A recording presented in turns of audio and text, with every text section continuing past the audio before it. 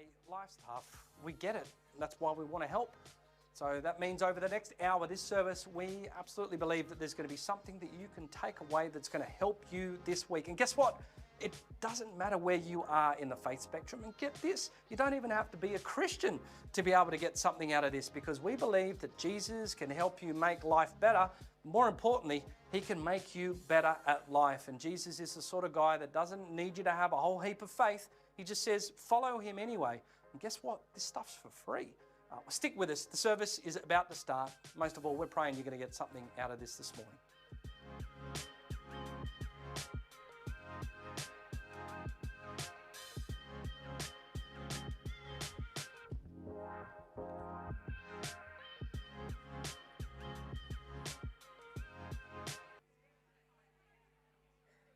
And good morning to you online. We are so glad that you are with us, whether or not you're joining us live or joining us during the week. We are so glad that we get to be a part of your week. And we really do pray that this message this morning, or whenever you're watching, is actually for you and specifically for you. And so if it actually does mean something to you, you got something out of it, we would love to hear from you. You can either write it in the chat or you can email us during the week. But we are glad that you're with us, and we hope that you have a really great week or great day.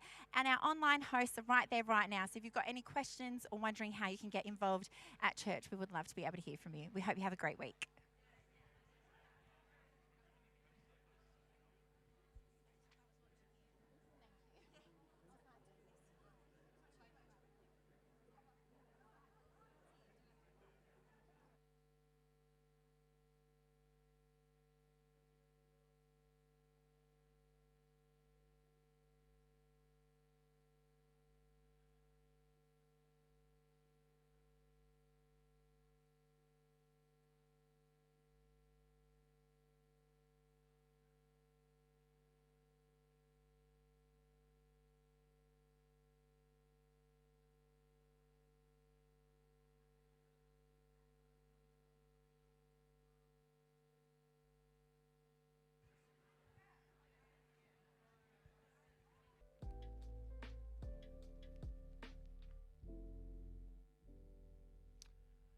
Well, good morning, church. How are we this morning? We're doing well. My name is Jordan. I'm part of the team here. If we've not met, it's great to meet you. And I have the privilege of being able to share with you this morning. And as you can see, we're looking at how to talk to God. But before we kind of get there, I want to open with a question. Who here likes it when you're reminded of your shortcomings or your flaws? Anyone? No. Who likes it when they get pointed out to you? No? And people in this room, if you are in a relationship, if you've got a partner, we know who the worst culprits are for pointing out your flaws, right? It's your other half, right? Personally, for me, this is most resonant. I'm blessed to have a little family myself now. I've got my lovely wife, Jess, and we've got a near 2-year-old Lincoln, a little boy. And I tell you what, I absolutely love him to bits most of the time. And I say most of the time because there is a few instances. I'm going to be a confess to you now. I'm a self-confessed and a self-prescribed person with OCD, I think. I have a bit of OCD going on. And what frustrates me the most is I come home from work, long day's work, and I come into the house and it's like a bomb site has gone off. It's like an absolute bomb site has gone off. There is food on the floor everywhere. There is toys absolutely everywhere. There's bowls and plates and cutlery getting knocked over. And my inner OCD can't handle it. I'm like, I need to clean this up. I need to come in. I'm walking. I'm just here to, to unwind a little bit. And I'm coming in and I'm getting the dustpan and brush out and I'm cleaning things up. But before you know it, you've picked up the first bit of food and then there's another bit of food that's been dropped right next to it. And I just can't handle that. And I just get, I love him to death, but in those moments, I just get so frustrated with him. I just get it just makes me so annoyed, so angry. And then, understandably, right, you think, well, who can you come to voice your frustrations to other than your partner, right? You come home, you voice those frustrations to your partner, and you go to your partner and you say, I love Lincoln, but he's so frustrating right now. He's leaving all this mess. I'm just so annoyed with him. This is just really frustrating me. And what does your partner do? And anyone who's got children, will know this, that your partner, whenever you're frustrated and sharing your frustrations with your children, they'll give you this line. And I'm sure we've all heard it before. Well, I wonder where he gets that from. I wonder where he gets that from. Oh my gosh. She knows what she's trying to do. There's no one else in the room that it could be. She's referring to me. That she's saying, well, you do the exact same things, mate. Like, you're getting up to the exact same stuff. And you know what the thing is as well, is that she doesn't even need to say it. She doesn't even need to say that that's also my shortcomings. What she's actually trying to do, right? She's being really sneaky here. She's trying to get me to admit it. She's trying to get me to admit to my own shortcomings in this moment, me to have this self-revelation of what's going on, right? But I don't like to admit my shortcomings. I don't like to admit my flaws. And likewise, we don't, do we? We don't like to admit our flaws. We don't like to admit our shortcomings. Why can't we just set and forget it, right? We know that we have things that we're not great at. We know that we have things we're not the best at. We know that we've got our things. But why can't we just let ignorance be bliss, right? Why can't we just set and forget it? Why can't we just leave it behind? And yet, we have this fear to admit things because what we fear is that when we admit that what it's going to do is it's going to expose us. And when we expose, we feel like that's going to shame us. We fear admitting our flaws because it exposes us to shame. And so understandably, right, we're like, well, what's the point in admitting things? And yet, when we come back to this series that we're in right now of how to talk to God, or really how to pray, right? We've unpacked that actually there are 3 steps to prayer, that Sam opened it up with us with adoration, right? And I can get on board with adoration. I can get on board with that side of praying. And Jesus is teaching us how to pray for his followers back then and teaching us today this regular rhythm, this regular practice, this like every day, a few times a day, whatever it looks like. And there are 3 steps to it. Adoration, admitting, and asking. That actually, to admit is a key aspect of prayer, of how to talk to God. And we'll go into the gospel in Matthew where Jesus shares the actual passage of how to pray. And it's in Matthew 6. And it says, this then is how you should pray, where he's teaching his followers then how to pray. Our Father in heaven, hallowed be your name. I can get on board with that. Your kingdom come, your will be done, on earth as it is in heaven. Yeah, that's cool with me. Give us today our daily bread. I love bread, so let's go for it. I'm down with that. Love some carbs. And forgive us our debts. Ooh, that's where it gets a bit gross for me. As we've also forgiven our debtors. Forgive us our debts. This word debts, it's such a heavy word, right? Like I'm indebted to somebody, like I'm indebted to God. And this word debt, it often gets translated in other translations of the Bible as transgressions, as sins, as shortcomings, of flaws. And so what we see here is that Jesus is teaching his followers then and trying to show us today that when we're talking to God, when we're praying, that actually we've got to kind of admit and bring these things forward. We've got to bring these things where we've got to show our shortcomings, and it's not just to God but to other people around us, where we've fallen short, where we've messed up, where we've gone wrong, where we've let somebody down, where we've let God down. Why would Jesus want us to build a rhythm of admitting these things? Right? What's the point? This seems a bit too heavy. Like, Jesus, you just want me to live in shame? Like, what's going on here? But actually, we come back to actually the big idea of this whole series, this whole prayer of what we're unpacking. And what Sam laid out for us last week is that prayer is meant to change us before it changes anything else. And what we're specifically here to understand today is that Jesus is trying to teach us to admit regularly, not to trap us in shame, but to transform us. Not to trap us in shame, but there's actually something powerful in regularly admitting our wrongs, admitting the times we've messed up, our shortcomings, that there's something in that that's not going to there to shame us, but it's there to transform us. And so today we're going to unpack two specific ways of how it's going to transform us. And we're going to break down that verse into two parts. And so are we ready for that this morning? Let's look at number one. How does it transform us? Number one is this, is that admitting changes you into a forgiven person. Admitting changes you into a forgiven person. And that's the first part of the line. Forgive us our debts. Now, before we get into how it changes into that, let's maybe look at the word forgive. It's probably a pretty crucial part of this morning, right? The word forgive in the original language, if you don't know, the Bible, when it was first written, we've got it beautifully in our modern day English language, but it was originally written in Greek. And the word forgive in Greek is directly translated to this word here, which is, I believe, don't get a Greek scholar on me here, but I believe it's pronounced aphiemi. There you go. You wouldn't have thought that, right? Aphiemi.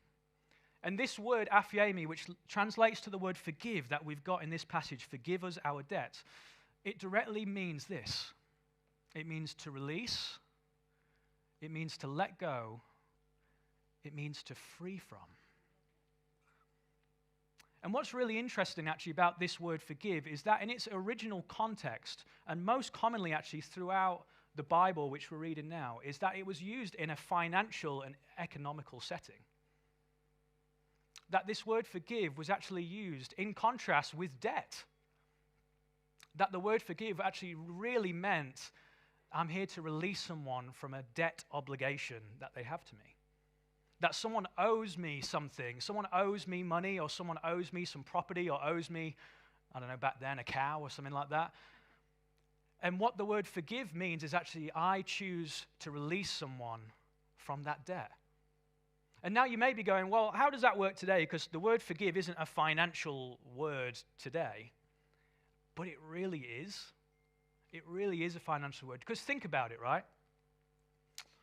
If you've let someone down, or if you've done wrong by somebody, and you come to them, and you're trying to, remedy the situation, what's the most common thing you may say to that person?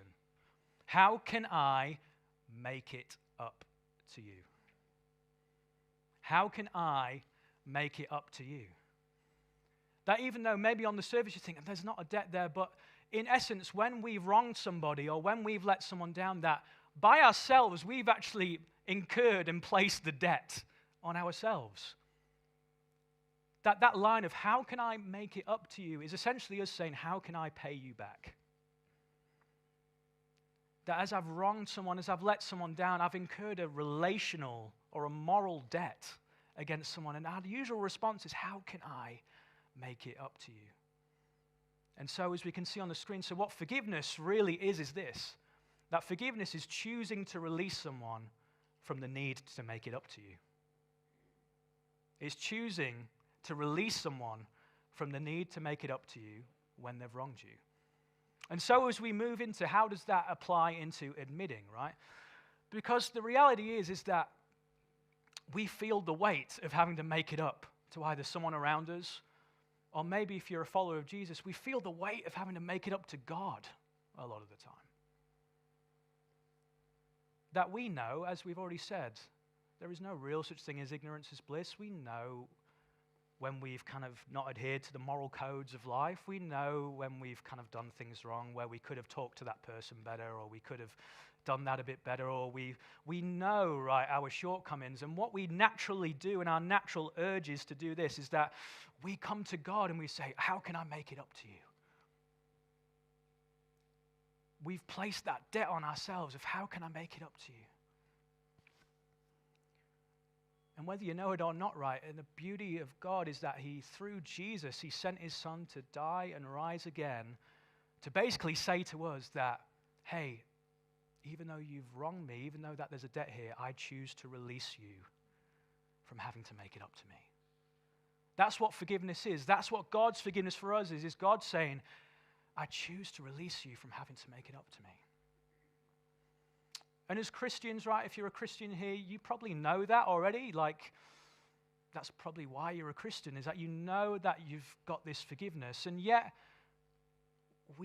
it's so hard to comprehend this statement, right? Because the world doesn't work that way. Not naturally in the world is if you need to make it up to someone, if there's a debt to be paid, usually you've got to pay the debt. And so naturally, we just struggle to comprehend it, that we just forget about it. I think of time, specifically, I was a child, 20 plus years ago, right, growing up. And to give you an idea of how old I am. My dad is a big musician, right, a big music guy. And he had this really expensive speaker sound system at home. And as a kid growing up, I'm quite inquisitive. And naturally, as an inquisitive kid, what do? You go and poke things. And I go up to this, big speaker, and I go up to the mesh front of the speaker, and I go, I'm just going to touch it. And what do? Is I put my hand right through the mesh of the speaker system. Right.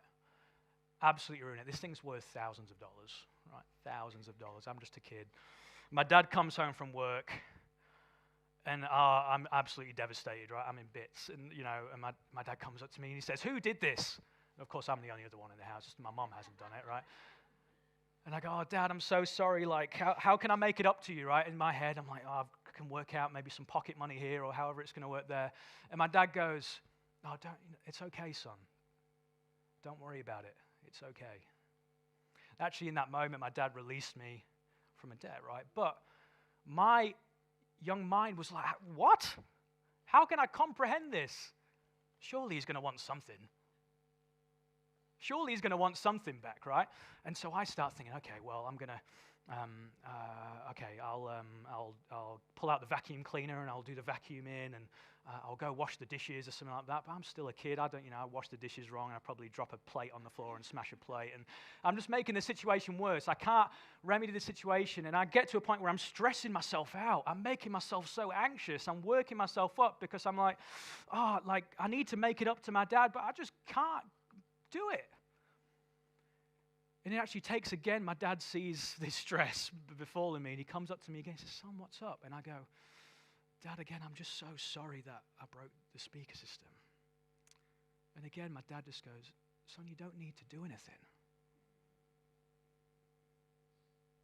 Don't worry about it. I'm not going to hold you to anything." And isn't that so true with us and God? That actually sometimes we can struggle to comprehend his forgiveness so much that we so often forget about it. That maybe even you find yourself here today, and I'm a victim of it too, right? Is that because we know, as I've said, our shortcomings. We know where we've gone wrong. We know where we've messed up. And we come in, right, and we go, I'll make it up. I'll commit to going to church every single week. I'll commit to reading my Bible every single day. I'll commit to praying every single day.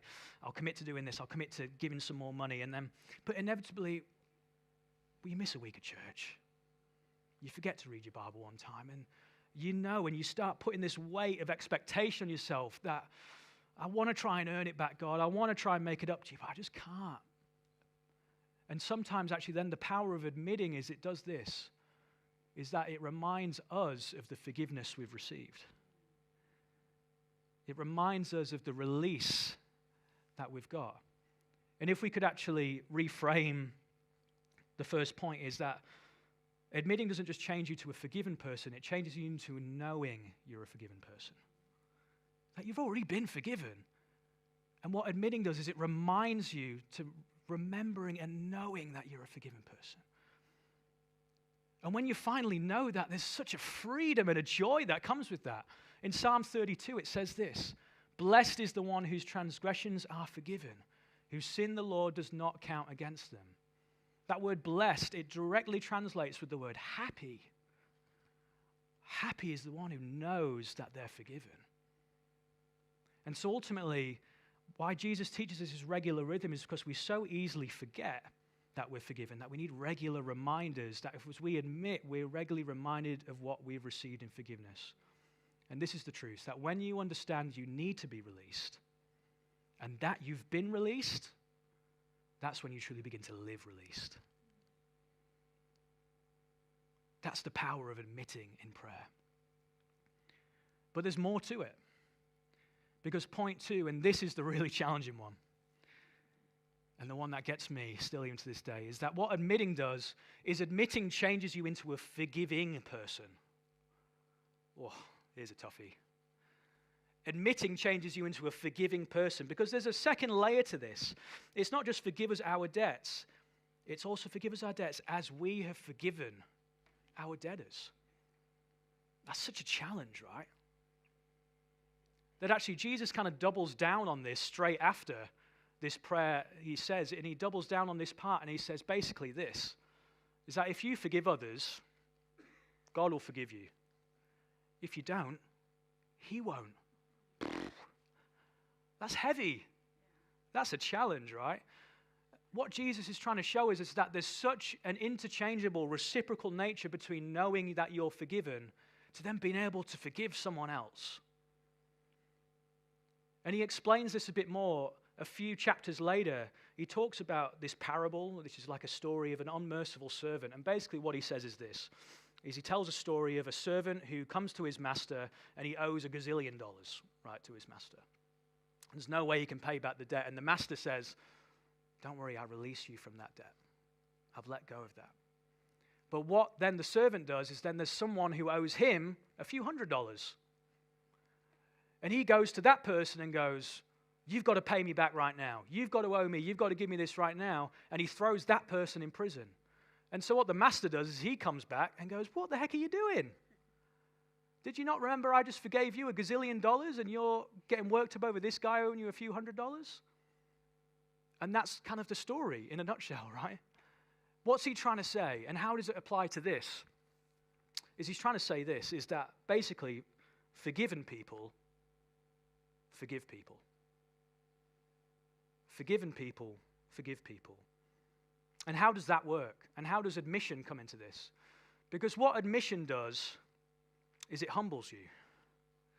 When you come to a place where you admit you've got your own shortcomings, you've got your own things where you've not done right by someone else or by God, it humbles you, but in a good way where it takes you off of your high horse. I come back to my analogy with Lincoln at the start, right? That moment where Jess comes to me and reminds me and go, who do I know who's like that? That actually in that moment that she's getting me to admit that I have those same shortcomings. And what does it actually do for me is that as I'm reminded of my own shortcomings, it means, I can't hold this so tight against my son. Because Jess could have easily held it tight and held that against me, but she hasn't. And so how can I do the same to my own kid? Isn't that so true for us?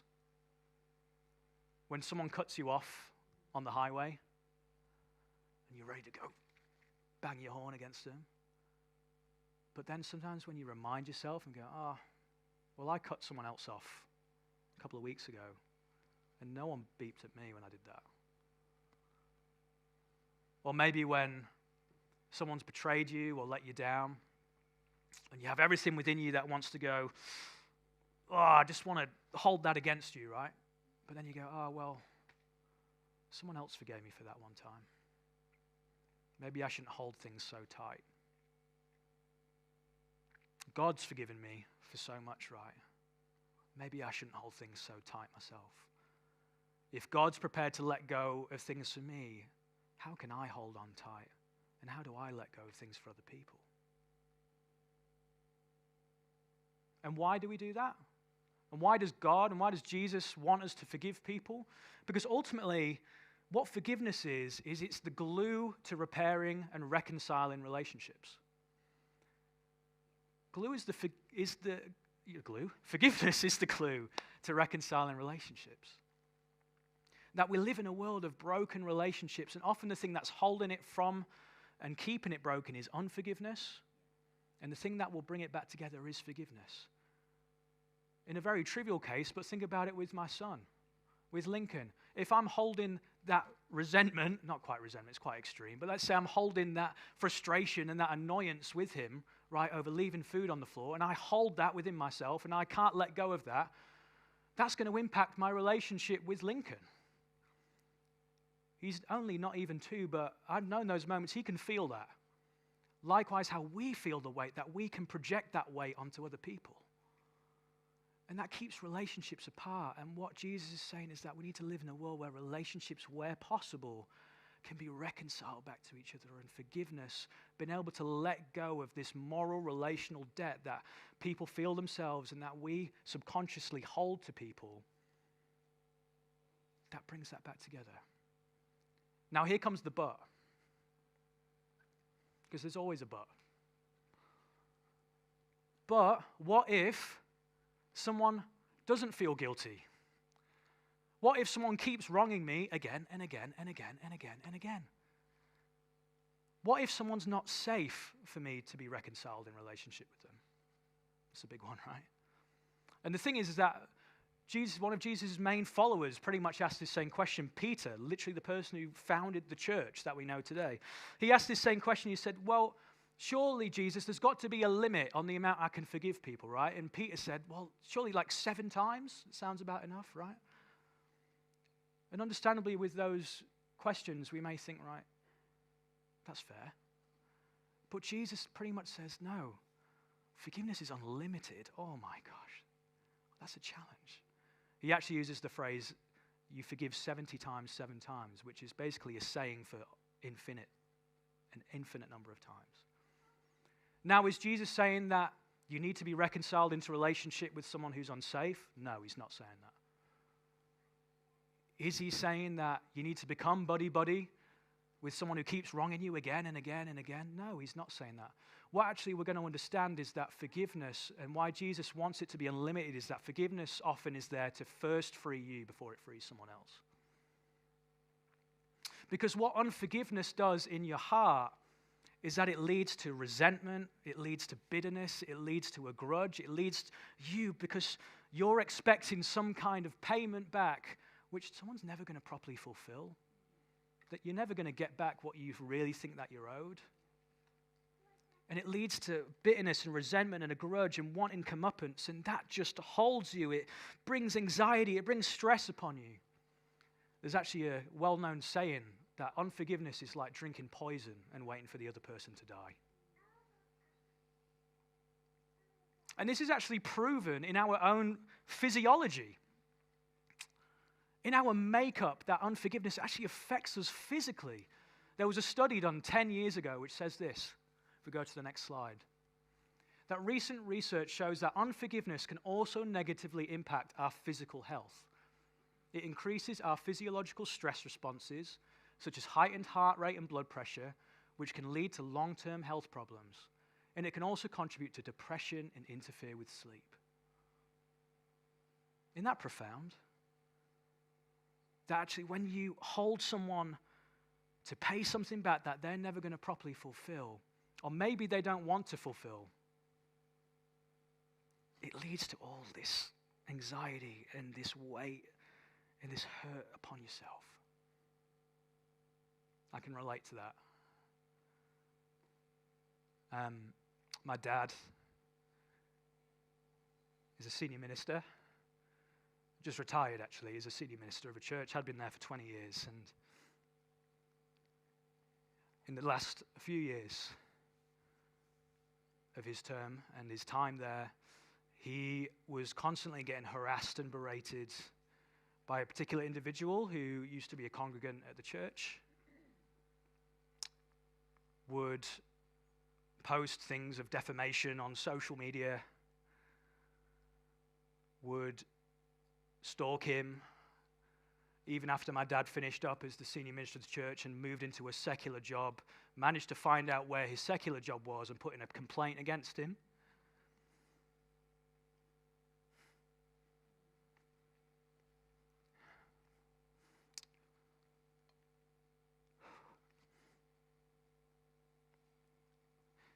And I was here.